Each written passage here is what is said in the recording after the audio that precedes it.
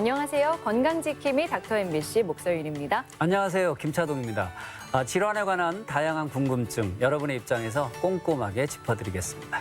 우리 몸의 가장 기본적인 생명 활동 중 하나가 바로 심장이 움직이면서 혈액을 내뿜는 일이죠. 그렇죠. 그래서 이 심장에 질환이 생기면 아주 치명적인 상황이 되는 거죠. 네, 근데 우리 심장도 평생 동안 일을 하잖아요. 네. 나이가 들면 오래 일한 심장에도 이런저런 문제가 생길 수밖에 없다 합니다.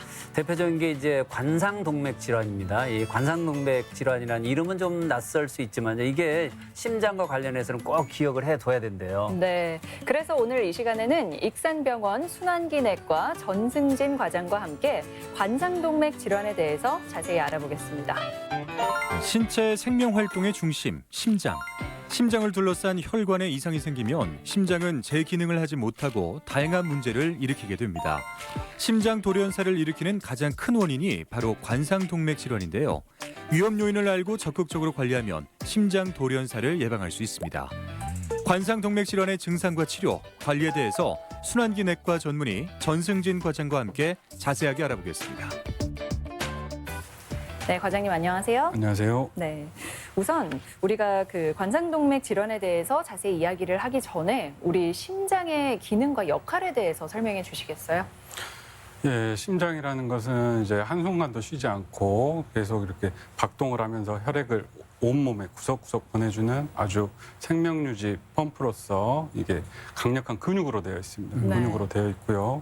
심장은 보통 이렇게 350g에서 400g 정도 되고 복숭아 정도 그렇게 생겼다고 보시면 되겠고요. 그림에서 보시는 것처럼 이렇게 심장은 한 가운데에서 왼쪽으로 살짝 치우쳐져 있고 네. 그다음에 4개의 방으로 되어 있습니다. 4개의 방으로 되어 있고 좌심방, 좌심실, 우심방, 우심실 이렇게 되어 있습니다. 그래서 심장은 우리가 이제 저녁에 우리는 잠이 들더라도 심장은 계속해서 박동을 하기 때문에 1분에 60회에서 100회 정도가 정상 박동하고 있고요. 그다음에 하루 정도, 평균 하루 정도 보면 약간 10만 번 정도, 그다음에 7,000리터 정도 혈액을 방출하게 됩니다. 엄청난 일을 하죠. 예. 그래서 이제 오늘 이제 주제인데 관상동맥이란 과연 무엇인가? 우리가 심장도 에너지를 끊임없이 받아야 됩니다. 네. 그래서 그 에너지라는 것은 우리 몸이 에너지로 쓰고 있는 혈액 속에 있는 산소나 영양분을 심장도 역시 똑같이 받아야 된다는 것이죠. 그래서 그 심장 근육에 이 에너지를 공급하는 혈관을 관상동맥이라고 하고 이 관상동맥엔 3가지 혈관이 있습니다. 오른쪽에 우관상동맥, 왼쪽에 좌전하행지, 좌회선지 이렇게 3가지 혈관이 심장을 감싸고 있어서 왕관처럼 보인다고 해서 관상동맥이라고 합니다. 그래서 이제 이런 관상동맥에 동맥경화증이 진행되면서 발생할 수 있는 모든 질환들을 통틀어서 말하는 것이고요. 네. 또한 허혈성 심질환이라고도 또 바꿔서 말하기도 합니다. 단순하게 귀에 쏙 들어오는 게 펌프 역할을 한다는 거. 예, 엄청 중요한 거예요. 예, 그게 가장 중요한 기능입니다. 예. 네, 그러니까 결국 심장이 잘 작동하게끔 심장에 필요한 에너지원을 공급해 준다는 거잖아요. 예, 맞습니다. 예, 근데 그렇게 중요한 역할을 하는 관상동맥이 좁아지면 이제 문제가 발생할 수 있을 것 같은데 예. 이게 왜 점점 좁아지는 건가요? 그렇죠. 이제 그게 가장 큰 문제이기도 한데요. 관상동맥이 좁아지는 이유는 몸속에 있는 증가된 기름기가 혈관 벽 속에 쌓이면서 혈관이 딱딱해지고 좁아지면서 혈류 장애가 발생하는 겁니다. 이제 그림에서 보시면 LDL이라고 불리는 저밀도 콜레스테롤이 대식세포라는 세포에 먹히고 이 대식세포가 혈관 벽에 쌓이면서 좁아지게 되고 혈류 장애를 일으키게 됩니다. 그 우리가 알고 있는 그 관상동맥 질환 어떤 게 있을까요? 우리가 알고 있는 관상동맥 질환은 이제 동맥경화증이 점차 진행되면서 발생하는 협심증하고 이제 더 진행되고 더 심한 형태의 심근경색증이 있을 수가 있습니다.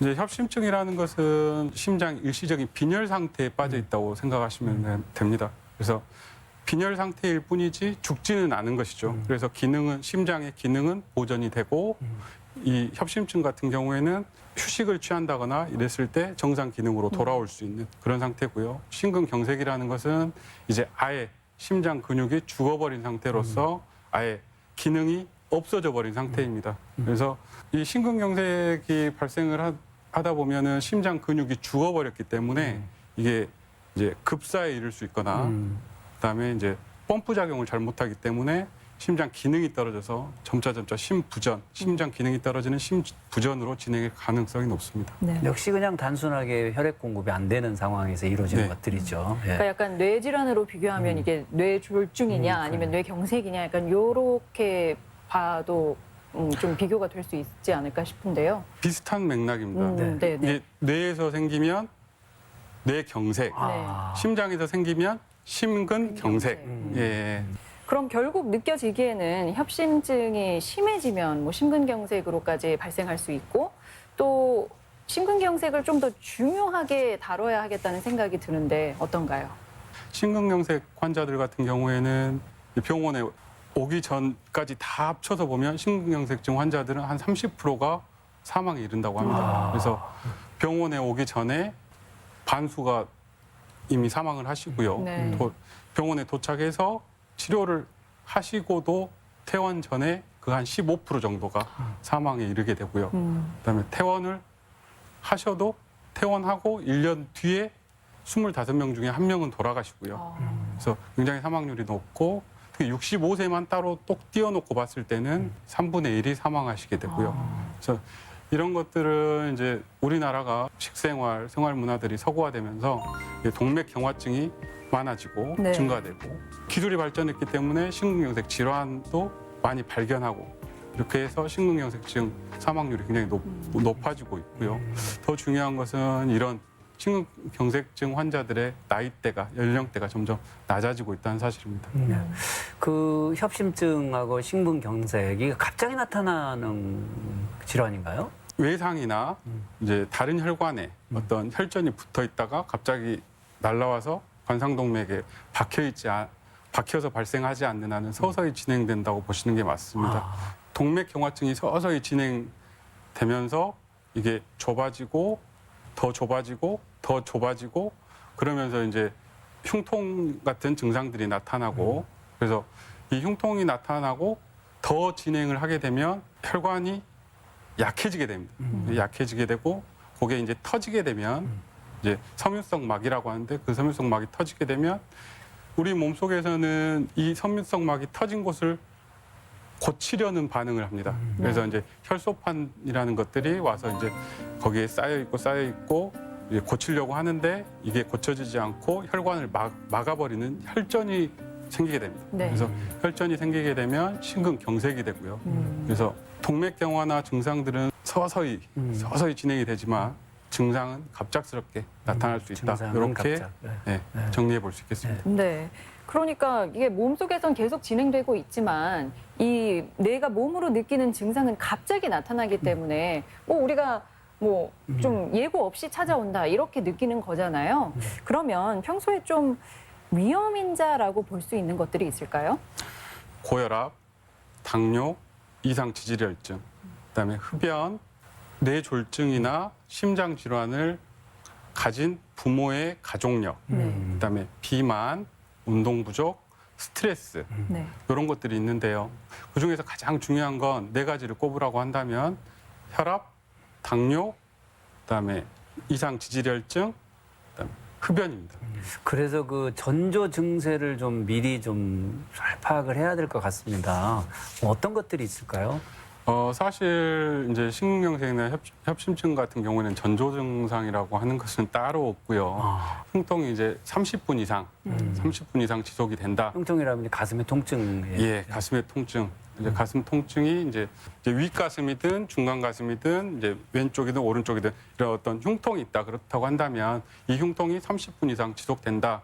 그러면 이제 종합병원에 가시거나 종합병원에 갈 상황이 아니고 야간이다. 그러면 응급실에 가셔가지고 의사 선생님과 진찰을 하시고 정확한 진단하고 원인을 잘 파악하셔서 적절한 치료를 받는 게 좋겠습니다. 흔하게 그냥 가슴 몇 번 치고 그냥 좋아지겠지. 예. 문제가 있는 거죠. 근데 사실 뭐 흉통이 30분 이상 지속될 때 병원을 찾아가 보세요라고만 이야기를 들으면 왠지 모르게 나한텐 그런 일 안 일어날 것 같고 네. 뭔가 뭔가 다른 증상이 나타나야만 더 심각한 병으로 이어질 것 같고 그렇거든요. 좀 다른 증상들도 이야기해 주시면 좋을 것 같아요. 다양하게 표현을 하는 부분들이 있습니다. 가슴을 쥐어짜는 것 같다, 짓누르는 것 같다, 가슴이 빠개지는 것 같다. 그다음에 이제 뭐 칼로 후벼 파는 것 같다. 이런 증상을 호소하시는 경우들도 있고요.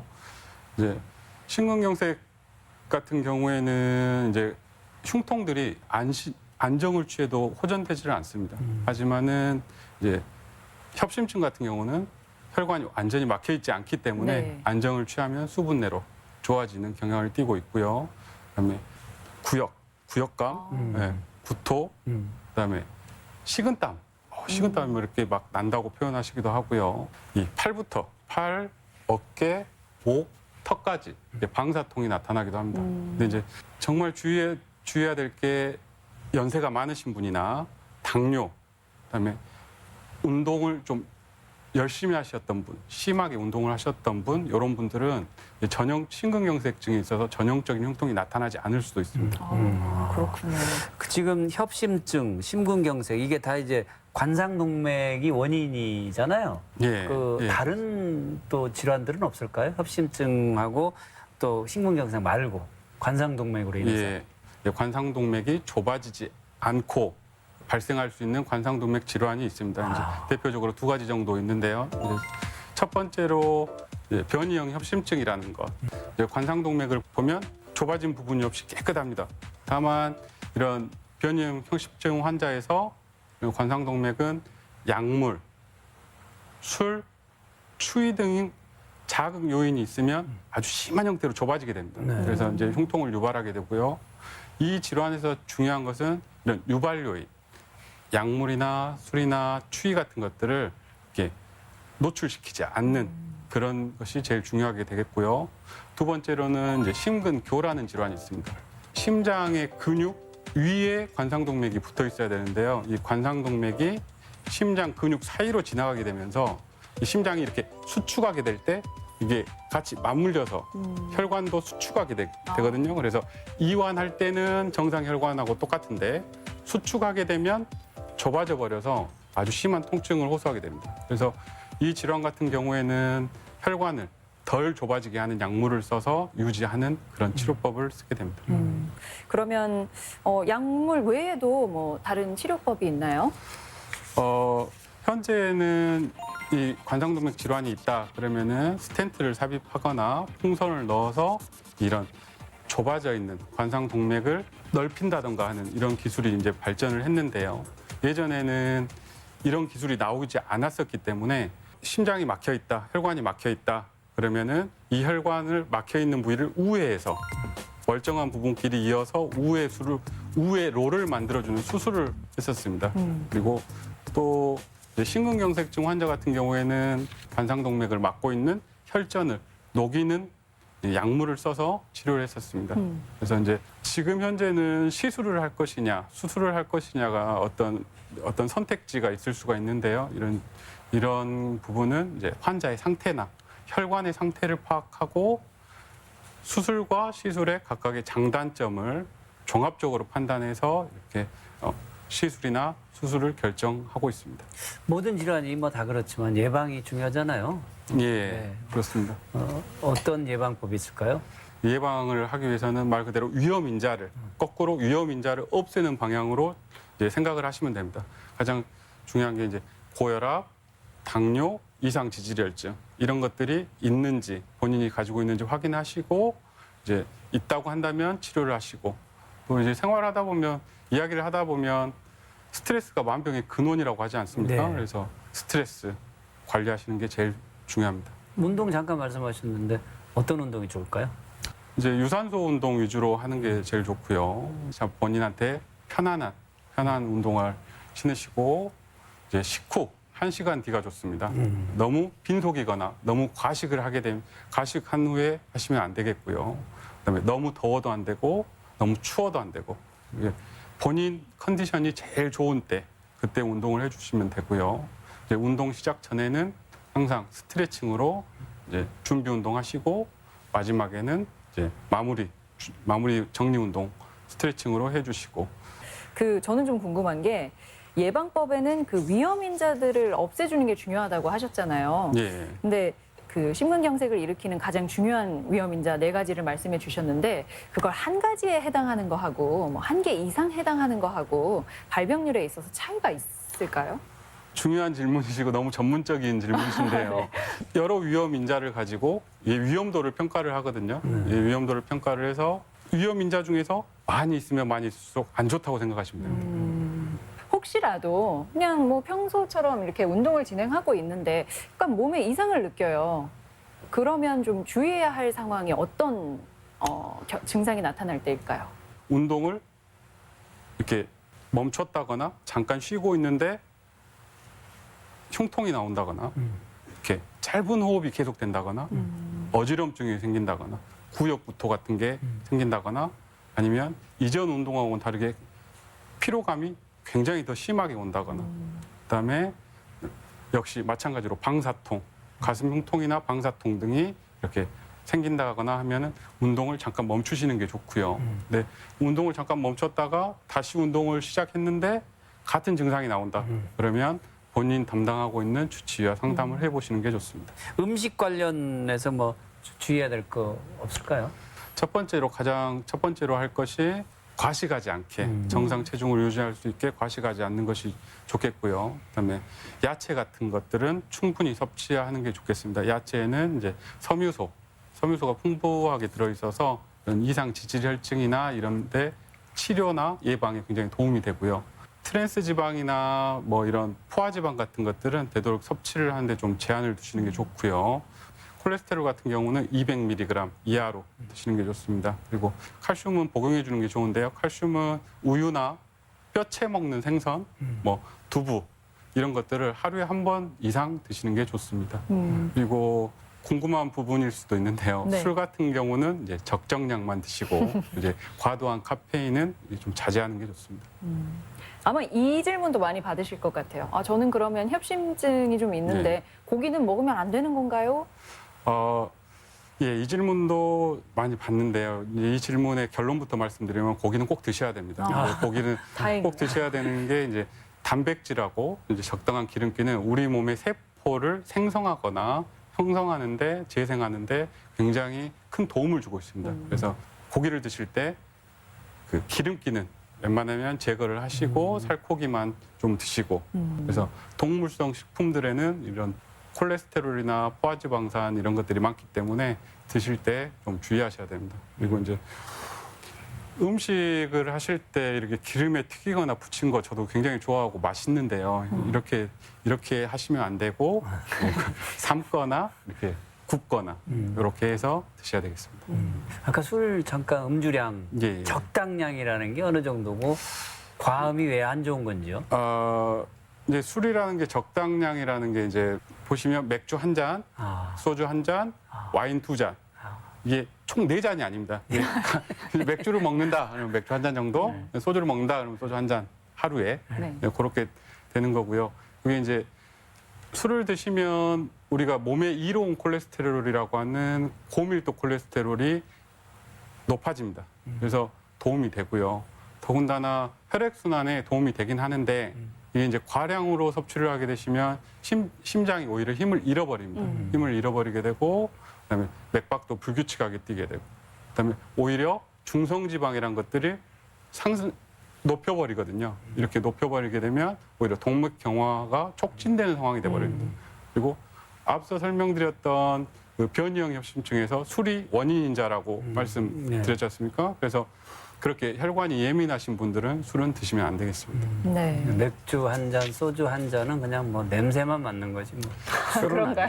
그러니까 보통 그거를 이제 문의를 하시는 분들은 굉장히 이제 질환 이전에 굉장히 많이 드셨던 분들이 질문을 하시고 그것 때문에 이제 진료실에서 이 부인 되시는 분과 많이 싸우시더라고요. 네. 아니면 이렇게 주장하실 수도 있을 것 같아요. 하루 권장량이 뭐 맥주 한 잔이니까 그럼 난 그냥 일주일에 한 번 포금을 하겠다. 5잔 마시겠다. 근데 이것도 안 되는 거잖아요. 안 되죠. 아니 근데 이렇게들 생각하신다니까요. 네. 네. 그건 안 될 것 같습니다. 네. 자, 그리고 아까 음식에 대해서 이야기를 하실 때 뭐 튀기는 방법보다는 굽거나 삶아서 먹는 게 좋다고 하셨는데 그래서 드는 생각은 그럼 짜게 먹는 것도 안 좋겠구나라는 예, 생각이 뭐 들더라고요. 상식일 것 같습니다. 예. 뭐 모든 분들이 이제 상식적으로 말씀해 주셨듯이 상식적으로 짜게 먹는 거 안 좋다라고 이제 알고 있는데요. 이 소금 성분에는 나트륨이 있습니다. 이 나트륨이 있는데 이 나트륨이라는 것은 우리 몸에서 혈압, 그다음에 체온, 혈액량 등을 일정하게 유지해 주는데 꼭 필요한 요소고요. 그래서 이 소금을 안 드실 수는 없습니다. 적당히 드셔야 되는데 이 나트륨이라는 것은 물이라고 같이 생각하시면 됩니다. 나트륨 즉 물. 몸속에서 나트륨이 많아지면 몸속에 물이 많아지게 됩니다. 그래서 나트륨을 과량 섭취를 하게 되면 혈장량, 물이 많아지는 거겠죠. 그렇게 되면 혈압이 높아지고 그렇게 되면 혈관에 압력을 미치게 되고 또한 심장에도 압력을 미치게 돼서 좋은 결과는 나올 수가 없습니다. 그래서 되도록이면 싱겁게 드시는 게 좋고요. 우리나라 일반적인 식단을 한번 그림으로 가져와 봤는데요. 이제 보시면 여러 가지 음식 중에서도 이제 소금, 나트륨 성분이 다 들어가 있는데 그 중에서 이제 국이 제일 많은 부분을 차지하고 있거든요. 네네. 그래서 근데 우리나라 사람은 국을 안 먹으면 식사를 안 한 것 같다라고 또 표현하시는 분도 굉장히 많고 저 또한 또 국을 굉장히 좋아하고 그래서 주의해야 될 게 국을 이렇게 국에다가 밥을 이렇게 다 말아가지고 네. 그거를 한 그릇 다 드시면 안 됩니다. 네, 네. 국물 그러면- 마지막 국물까지 드시면 예, 그렇게 하면 굉장히 든든하시겠지만 그렇게 하시면 안 되고요. 그래서 국은 드실 때 밥을 먹고 국은 이렇게 숟가락으로 떠서 드시는 그런 습관을 들이시고 특히 밖에 나가서 국밥에 밥 말아 드시면 절대 안 되겠습니다. 명심하겠습니다. 네. 오늘 다소 좀 어려울 수 있는 관상동맥 질환에 대해서 이야기를 나눠봤는데 또 예방법 그리고 평소 우리가 건강을 유지할 수 있는 습관들까지 같이 알아보는 시간이었습니다. 네, 지금까지 순환기내과 전문의 전승진 과장이었습니다. 오늘 말씀 고맙습니다. 네, 감사합니다.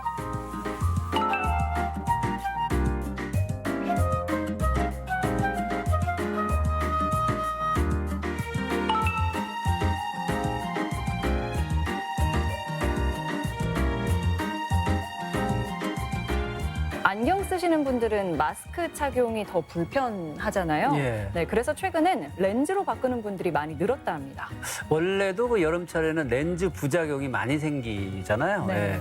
고온다습한 날씨에 또 물놀이를 하게 되면요. 세균이 번식하기 쉬운 그런 환경이 조성되는 거죠. 네, 그래서 여름철 수영장이나 바닷가에선 될 수 있으면 렌즈를 착용하지 않는 게 좋고요. 꼭 필요하다면 일회용 렌즈를 착용한 뒤에 물놀이 후엔 바로 버리는 게 좋다고 합니다. 네. 렌즈 용기 세척도 더 꼼꼼히 해야 세균 번식을 막을 수 있다고 합니다. 렌즈 세척액으로 닦아내는 건 물론이고요. 뜨거운 물로 꼭 소독해서 잘 말려야 된다는 것도 잊지 마시고요. 네, 그렇게 했는데도 렌즈 착용을 했을 때 뭐 눈이 불편하다 그러면 미루지 말고 바로 병원을 가보시는 게 좋겠습니다.